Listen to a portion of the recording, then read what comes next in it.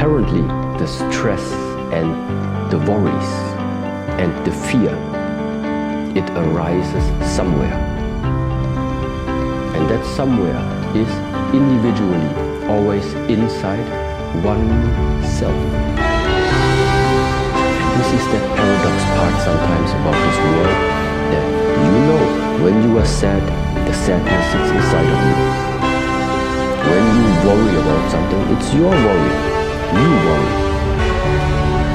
But nevertheless, we try to fix this issue. We try to look for the solution. Yeah, not inside of you. We try to find it out there.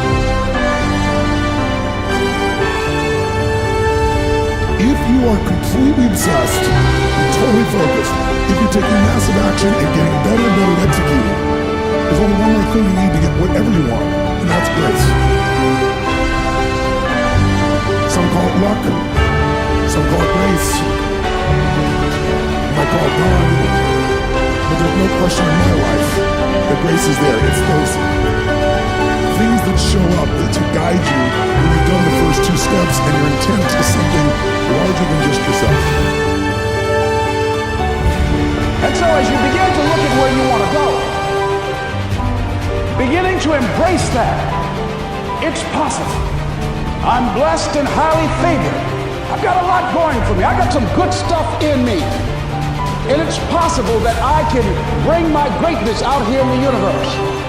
That I can do what I want to do. It's possible I can write my own book. I can have my own business. I can take the trip and travel around the world. It's possible. I can bounce back from adversity and reinvent my life. It's possible. Regardless of where I am, that things can get better for me. It's possible.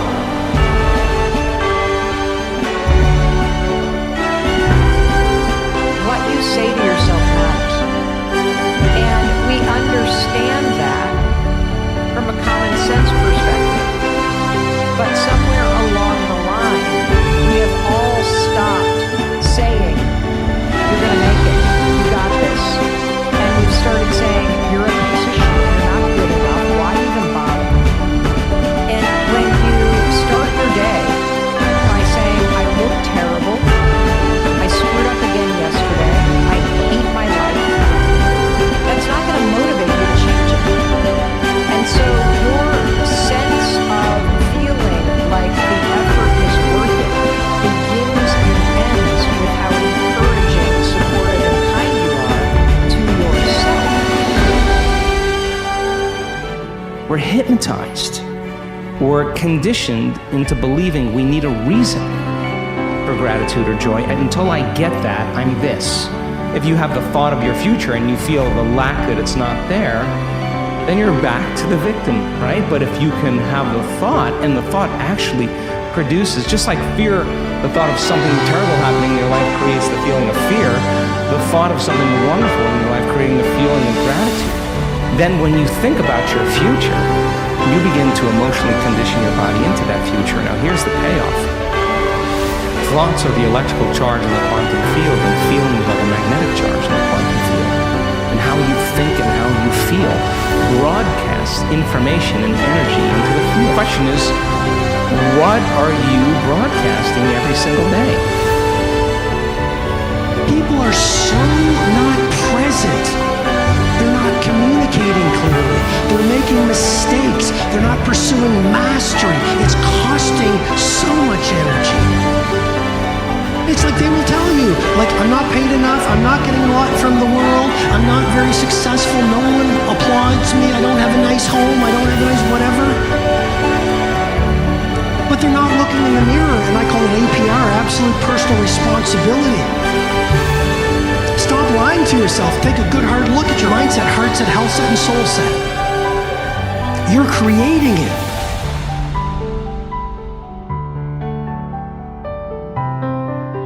And that is what the law of thinking is.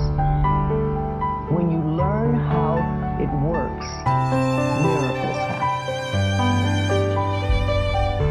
What you think and what you believe is what will come true for you. Your thoughts create your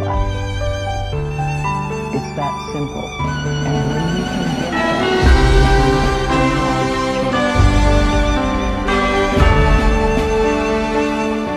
You see, you are what you are and where you are because of what's gone into your mind. You can change what you are, you can change where you are by changing what goes into your mind. 98% of the people in our Western civilization have a picture of themselves which is so narrow and so shallow that it literally bears no resemblance to the real person who is there. So many people have been told so many times what they cannot do that they have no idea what they can do. They have no idea what they want in life because they have no idea what is available to them.